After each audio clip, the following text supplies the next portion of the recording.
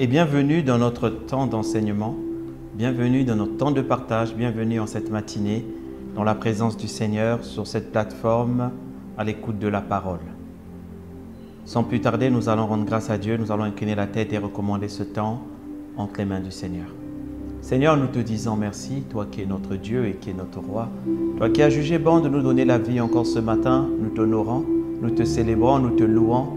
Car la Bible déclare, ce sont les vivants qui te louent, ce ne sont pas les morts qui te louent.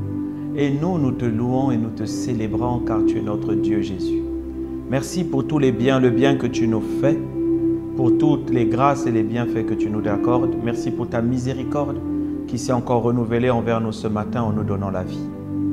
Père, nous invitons la présence de ton Esprit qui est l'enseignant par excellence à prendre maintenant le contrôle de ce temps et à nous parler.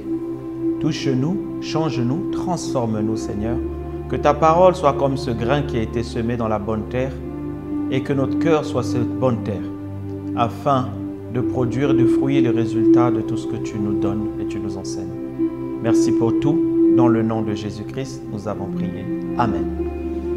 Alors, soyez les bienvenus, soyez encore bienvenus en ce temps d'enseignement sur cette plateforme à l'écoute de la parole où l'objectif est de nous aider à un peu mieux comprendre Dieu, à mieux connaître Dieu par sa grâce.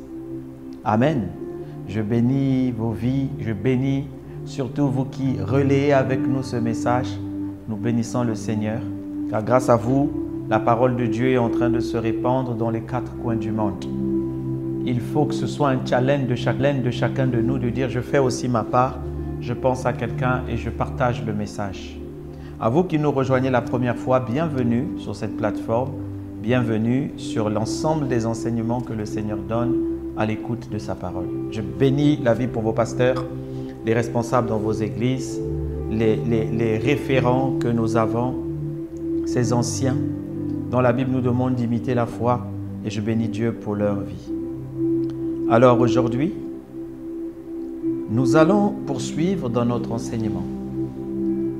Nous parlons depuis quelque temps de la conduite dans la grâce, saisir la grâce du Seigneur Jésus-Christ par son Esprit qui a reçu le mandat de nous conduire dans toutes choses, de nous conduire dans toute la vérité. Nous avons parlé du Saint-Esprit et de l'honorer, qu'il est la présence de Dieu au-dedans de nous et autour de nous, et que celui qui sait valoriser cette présence de l'Esprit, toutes les portes vous seront ouvertes.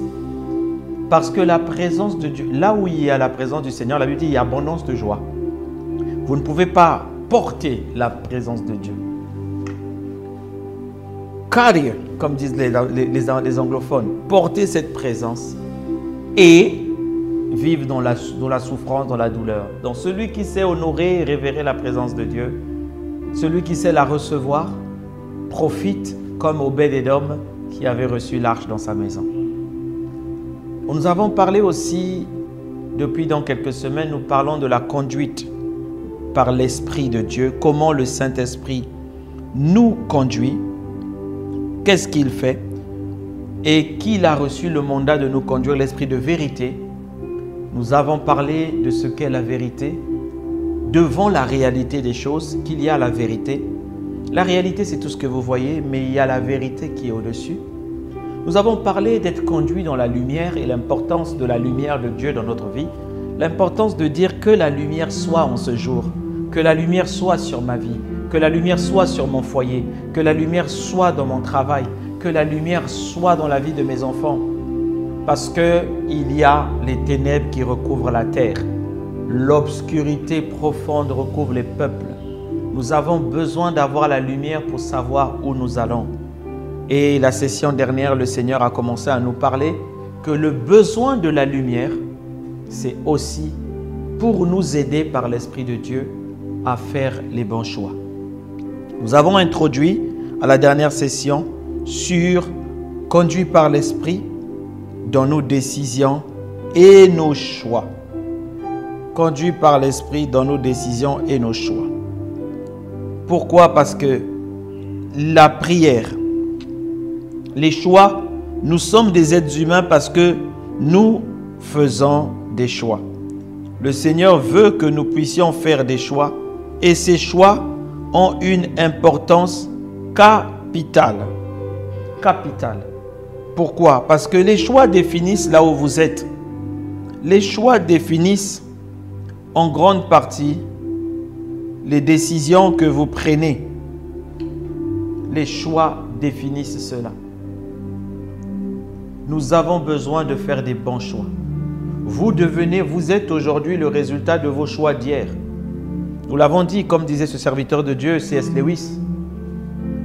Il disait, les choix que nous avons menés dans notre passé nous ont menés aujourd'hui à nous rapprocher soit de Dieu, soit à nous éloigner de Dieu, soit à être en guerre contre Dieu, soit à être en parfaite collision avec Dieu, en parfaite union avec Dieu. Alors, il est question de nos choix et que les choix ont une vitalité au-dedans de notre vie sur terre qui ont une importance élevée. Ce n'est pas une envie de faire de bons choix, c'est un besoin. Nous devons faire de bons choix. Pour nos familles, pour nous-mêmes, pour notre travail, nous avons dit qu'il y a des choix qui peuvent être minimes, mais avoir de lourdes conséquences, comme les personnes qui rentrent dans nos vies. Les personnes à qui on ouvre les portes pour entrer dans nos vies. Mais il y a des choix comme les choix du conjoint, de la conjointe pour le mariage, les choix du travail. Nous avons besoin de faire de bons choix. Et nous avons clôturé en disant que tous les anciens, les grands dans la Bible, ont tous été confrontés à faire des choix à un certain moment dans leur vie et des choix qui les ont rendus aujourd'hui connus comme nous les connaissons. D'autres qui ont fait des mauvais choix qui ont malheureusement fait éteindre leur vie. Vous voyez, dans la Bible, il y a des gens comme les Jonathan. Jonathan était quelqu'un qui aimait Dieu, fils de Saül, destiné dans la lignée de Saül à remplacer son père, mais selon les plans des hommes, mais Dieu a donné la royauté à David. Mais en donnant la royauté à David, David a dit à Jonathan qu'il aimait énormément, comme son frère. La Bible dit que David a dit à Jonathan, viens avec moi, car Dieu a donné l'onction d'Israël pour roi sur moi. Laisse ton père. Jonathan a dit, je reconnais que Dieu t'a fait roi sur Israël. Je le reconnais. Mais il a fait un choix à ce moment qui était déterminant pour lui. Il est parti avec son père. Et il est mort là-bas. Vous voyez, nous sommes menés à faire des choix tous les jours.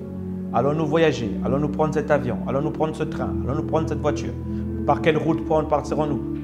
Vous voyez que je vous disais dernièrement que des études scientifiques ont montré qu'un homme fait plus de 35 000 choix en une journée. Est-ce que je prends le petit déjeuner aujourd'hui? Est-ce que je n'en prends pas? C'est des choix. D'autres choix sont devenus comme des mécanismes, des automatismes, on ne se rend plus compte, mais c'est un choix que nous avons fait. C'est un choix. Alors, il est très important d'avoir la lumière de Dieu, la lumière du Saint-Esprit et la conduite de son esprit pour faire les bons choix. Celui qui fait des bons choix et les choix sages aujourd'hui, demain il acclamera le Seigneur avec sourire. Celui qui fait des mauvais choix, demain sera dans la tristesse. Dieu nous a donné le libre choix. Et c'est une bénédiction, mais c'est aussi pour moi, je dis vraiment Seigneur, si on aurait pu éviter le libre choix là, mais on ne serait pas à sa ressemblance. Voilà pourquoi, dans votre vie, dans ma vie, à chaque moment ou à des instants bien précis, nous sommes obligés de faire des choix. Nous devons faire des choix. Alors, nous avons parlé, dernièrement nous avons terminé par le cas de Jésus-Christ qui lui-même a été emmené à faire un choix à Gethsémane. Il a dit non pas ma volonté, mais ta volonté. Que ce soit. Et c'est cette volonté qui a fait qu'aujourd'hui, moi, je peux me tenir devant vous et vous parler. C'est cette volonté, ce choix qu'il a fait qui nous permet aujourd'hui de chasser les démons en son nom.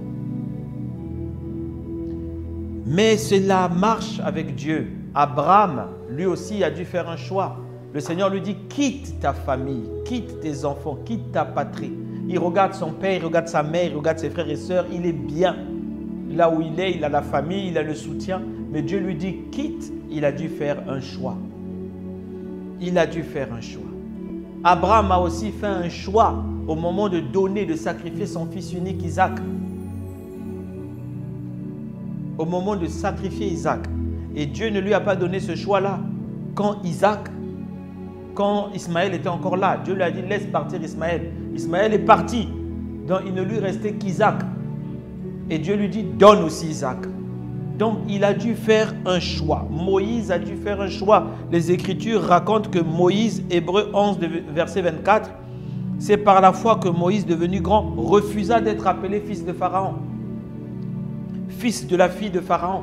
Il a refusé la royauté des hommes, la royauté du monde.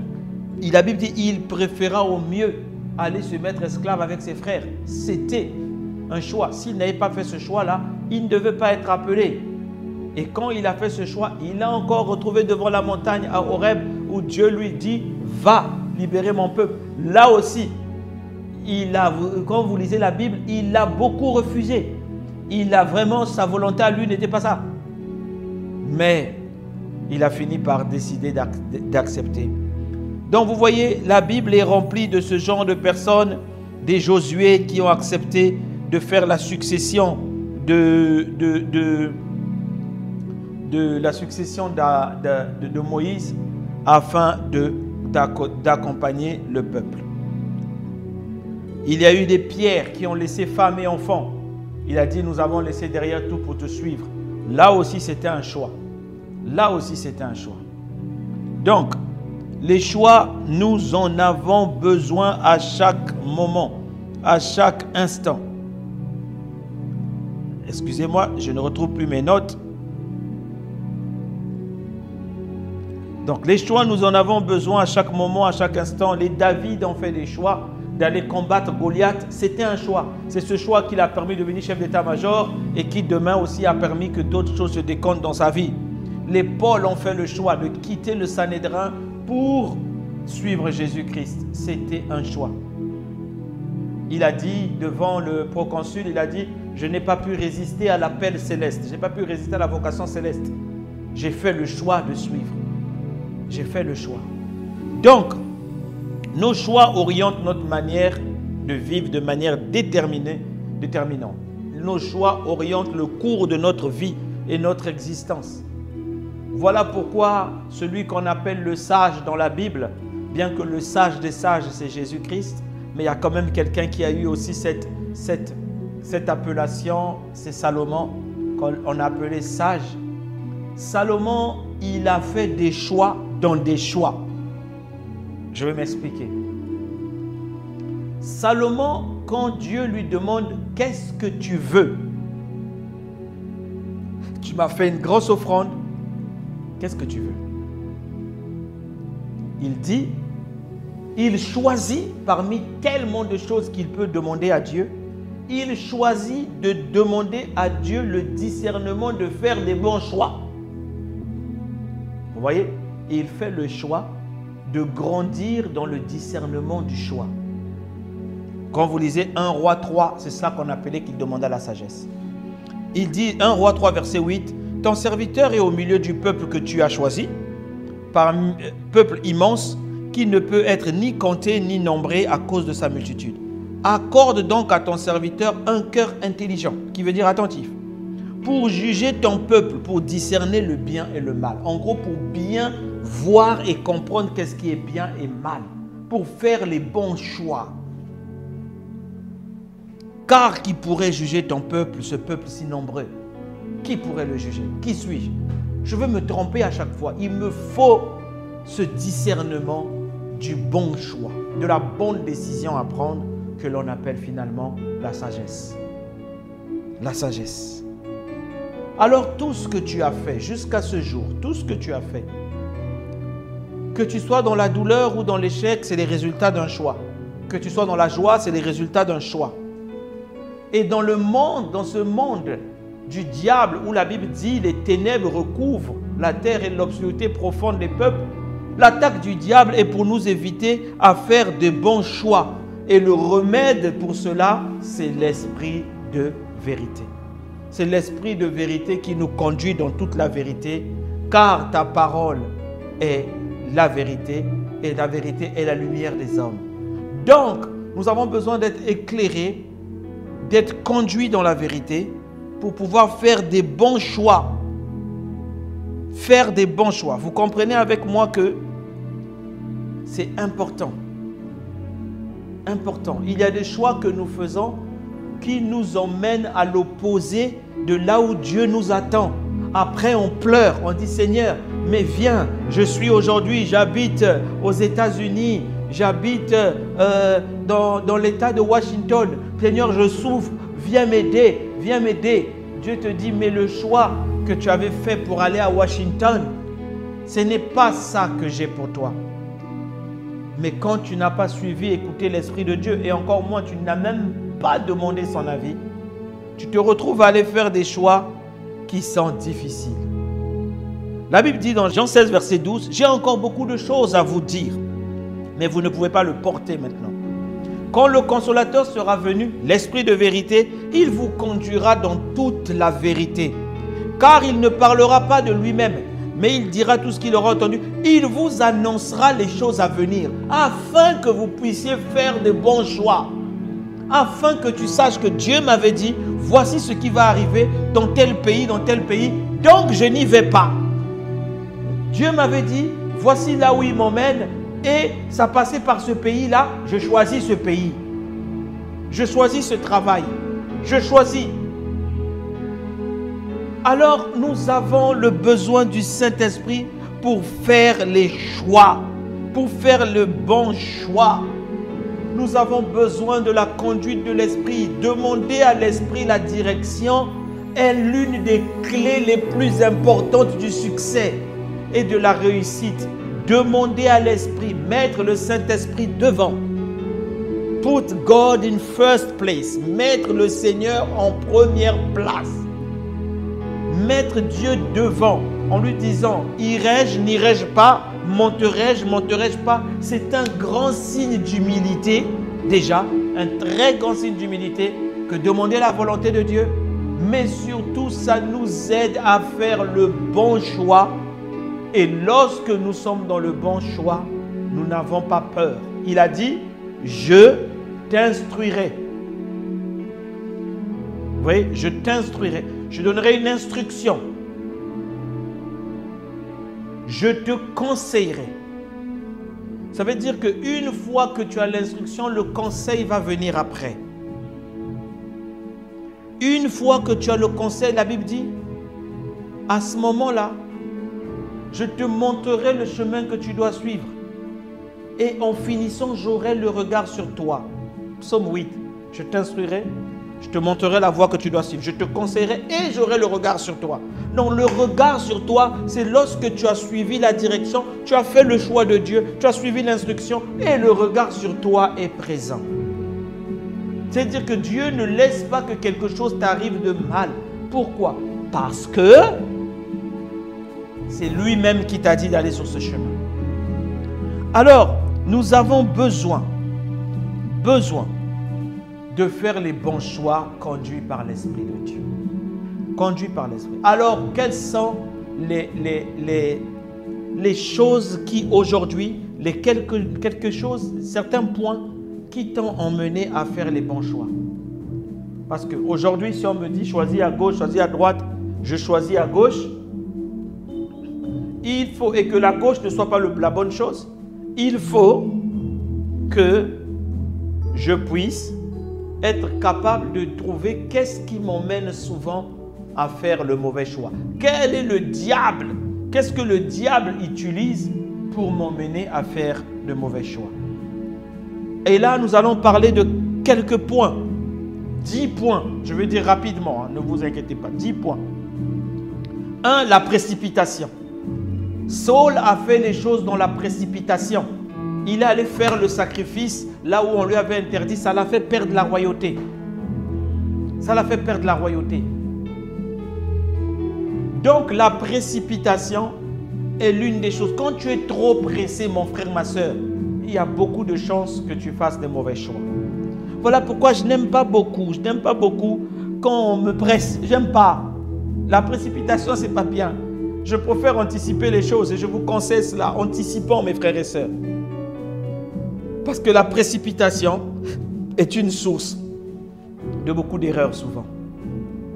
La deuxième chose qui nous emmène souvent à faire les mauvais choix, il y a la pression. La pression des autres, la pression de la famille, la pression du pays, la pression. Ah oui, mais tu as déjà tel âge, pourquoi tu n'es pas encore marié? Il est déjà telle heure. La pression emmène que l'on fasse les mauvais choix. Beaucoup de pression. Mes soeurs, ne mets pas beaucoup de pression à ton mari. Il peut faire des mauvais choix. Marie, ne mets pas trop de pression à ta femme. Elle peut faire des mauvais choix. La peur, numéro 3, la peur. Quand on a peur, la peur c'est une stratégie du diable pour nous emmener à faire un mauvais choix. Souvent on prend des choix parce qu'on a peur. Et il t'arrive d'avoir peur et d'avoir fait des choix de peur. Je préfère choisir ce travail-là parce que je ne sais pas comment je vais payer mon loyer. J'ai peur. Dieu te dit, attends, non, ça c'est déjà là. Et tu vas là-bas, il y a des problèmes, tu n'arrives pas à avancer. Et tu dis, Seigneur, viens bénir. Mais il te dit, ce n'est pas là où je voulais que tu sois. La peur des hommes. Il y a beaucoup de choix qu'il est arrivé. Moi, je connais un frère qui m'avait raconté à l'époque, il avait tellement peur de faire mal devant ses responsables qu'il faisait les choix d'hommes. Une fois, j'ai rencontré un pasteur qui m'a appelé et avec qui on a parlé et qui m'a dit, ah, pasteur Marc, voilà, je devais agir de telle manière, mais je n'ai pas vu parce que j'ai eu peur que mes responsables disent ceci, cela. Je dis, mon frère, mieux vaut avoir crainte de Dieu que d'avoir crainte des hommes. Parce que les hommes restent des hommes, mais la crainte de Dieu passe avant. Donc, il y a aussi la peur des responsables, la peur qui nous emmène à faire les mauvais choix et à nous détourner de Dieu. L'appât du gain, l'envie du gain. Absolument, il faut que je gagne. Ça ramène souvent la cupidité. Ça nous emmène à faire les mauvais choix et souvent, là où on dit, ici tu vas gagner ça, ici tu vas gagner ça. Te voilà en train de choisir le très haut parce que tu veux gagner. À dire que ça, c'est une fois et là, c'est peut-être pendant 50 ans tu vas gagner ça ou là tu vas gagner ça une fois. Qu'est-ce qui est plus grand? C'est là où je vais gagner peu mais pendant 50 ans. Au bout de la 3e année, je vais dépasser déjà ce qui était grand. L'appât du gain, la colère. La colère, ce sont les émotions qui peuvent nous emmener à faire des mauvais choix. Vous savez combien de gens ont giflé? Oh, je connais un monsieur, on m'a raconté l'histoire d'un monsieur, il a giflé sa femme. Dans la colère, la femme est tombée. Malheureusement, elle est mal tombée contre la table, elle est morte. Le monsieur en prison. En prison. Il aurait voulu tuer sa femme? Non. Mépris de colère. Et qui est à côté, qui se frotte les mains? C'est le diable. Que cela ne soit pas votre partage au nom puissant de Jésus. L'orgueil et l'envie de plaire aux hommes, ce sont des choses qui nous font emmener dans le mauvais choix. Saül, dans la même expérience, il a dit, mais le peuple me regardait. Je ne pouvais pas rester comme ça. Le peuple me demandait qu'est-ce qu'on fait. Et il est sorti de son appel. L'envie de plaire aux hommes nous emmène souvent à faire les mauvais choix. Tu fais un choix finalement pour plaire à l'homme et Dieu te regarde et voilà comment tu te vois en train de plaire aux hommes et non à Dieu. Et tu te vois souffrir demain. Le regard dans le monde, le regard du monde. Le regard du monde. Tu es en train là, tu es dans le Seigneur, mais tous les jours tu apprécies beaucoup ceux qui vont en boîte, ceux qui font ceci. Ah, j'aurais bien aimé, hein. Ah, j'aurais bien aimé. Un jour, te voilà en train de faire le choix de les suivre. Et c'était le mauvais jour pour toi parce que Satan t'attendait dans son camp pour te faire mal parce qu'il sait que tu étais déjà parti. Donc, le regard du monde, la convoitise des yeux. La Bible parle de Démas. Démas qui aimait Dieu, qui servait Dieu. Mais Démas qui a suivi le monde. Donc, ça aussi, ça nous emmène à faire des mauvais choix. Les mauvais conseillers. Il y a des personnes avec qui vous vous entourez. Vous devez avoir l'esprit de Dieu qui conduit dans la vérité pour savoir que tel conseil est mauvais, tel conseil n'est pas bon. Les conseils non inspirés, les conseils du monde, les mauvais conseillers. Le fils de Salomon, quand il a pris le pouvoir, les sages du pays sont venus le voir pour lui dire attention, ne change pas les choses vite fait. Prends le temps. Parce que tu ne peux pas avoir la même notoriété que Salomon, ton père, avait. Parce que lui, il a pris du temps. Ne te presse pas. Il est allé voir ses amis. Ses amis lui ont dit, non, oh, tu dois montrer que c'est toi le roi maintenant. Cogne, sanctionne, augmente les impôts. C'est toi le roi. Il faut qu'on sache que ça a changé. Comment ils vont te respecter? Il a suivi ses conseillers. Le royaume s'est divisé. Divisé. Les faux prophètes, numéro 9. J'ai vu. Ils te donnent des messages qui ne sont pas inspirés par l'amour. Ils ne sont pas inspirés par la parole de Dieu. Les faux prophètes peuvent vous emmener à faire des mauvais choix. Je ne dis pas que vous comprendrez tout ce que les prophètes disent. Mais la Bible dit que toute révélation doit être examinée. Toute chose doit être ramenée à la lumière de la parole. Retenez ce qui est bon, la Bible déclare. Quand quelqu'un vous parle, j'ai reçu ce message, j'ai reçu. Priez au-dedans de vous, Saint-Esprit, conduis-moi dans la vérité pour que je retienne ce qui est bon. Parce que il y a des prophéties qui ne viennent pas forcément du Seigneur. Et 10e point, le manque de sagesse. Le manque de sagesse peut vous emmener à faire de très mauvais choix et à subir. Voilà pourquoi nous avons besoin du Saint-Esprit pour nous conduire dans toute la vérité. Nous avons besoin du Saint-Esprit pour nous faire avancer vers notre destinée. Nous avons besoin du Saint-Esprit pour rentrer en possession de notre héritage. Nous avons besoin de faire les bons choix aujourd'hui. Et c'est vital pour vivre la grâce de Dieu. Nous allons prier, Seigneur, nous te disons merci. Merci parce que tu es Dieu et tu es roi. Merci parce que plus qu'avant, nous avons besoin de ton esprit pour être conduits dans nos choix et dans nos décisions. Conduits dans nos choix et dans nos décisions. Nous avons soif de toi. Nous avons besoin de ta lumière et de ta clarté pour ne pas faire les mauvais choix. Oh Seigneur, que les points que nous avons cités et bien d'autres qui nous sont révélés par l'Esprit puissent nous mettre en alerte et ne pas céder à la pression, à la colère, aux émotions, à tout ce qu'il y a qui peut nous emmener à faire des mauvais choix. Faire entrer au-dedans de nous l'humilité de demander ta volonté, d'être conduit et d'être aidé par toi. Esprit de vérité, conduis-nous dans la grâce. Conduis-nous dans la grâce par les choix, les bons choix. Illumine les yeux de nos cœurs, que ta lumière soit et que nous puissions faire les bons choix. Père, il est vrai que nous ne demanderons pas à chaque instant, Seigneur, que faisons-nous, que faisons-nous. Mais même là où nous avons oublié, que ton esprit nous aide à faire les bons choix. Nous avons besoin de toi. Nous ne sommes pas des super-hommes. Nous sommes des enfants de Dieu parce que toi, tu es en nous et tu nous aides.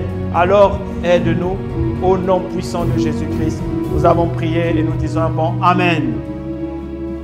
Mon frère, ma soeur, toi qui n'as pas encore fait la prière du salut, fais le choix maintenant d'accepter le Seigneur. Fais le choix. Toi qui as déjà fait cette prière de salut et qui as écouté cette parole, réécoute-la. Fais le point sur les choses qui peuvent t'emmener à faire de mauvais choix. Et surtout, demande la conduite de l'Esprit pour t'aider. Partage après. Ça, c'est un bon choix que de partager la parole à d'autres qui en ont besoin, qui se retrouvent dans des situations où ils font les mauvais choix à cause de ceci. Partage. Ne sois pas égoïste. Partage. Amen. Que Dieu vous bénisse. Nous nous retrouvons à la session prochaine. Que le Seigneur vous fasse du bien.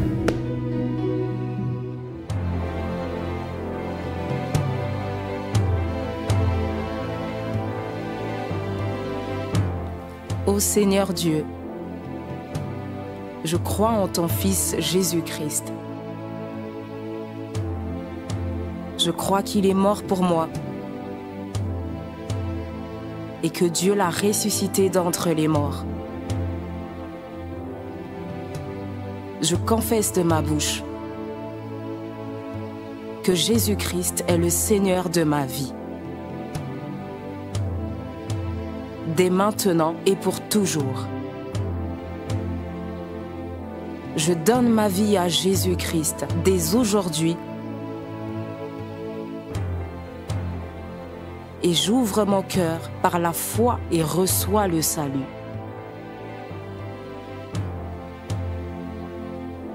Je reçois maintenant la vie éternelle dans mon esprit. Merci Seigneur d'écouter ma prière. Mes péchés ont été lavés par le sang de Jésus.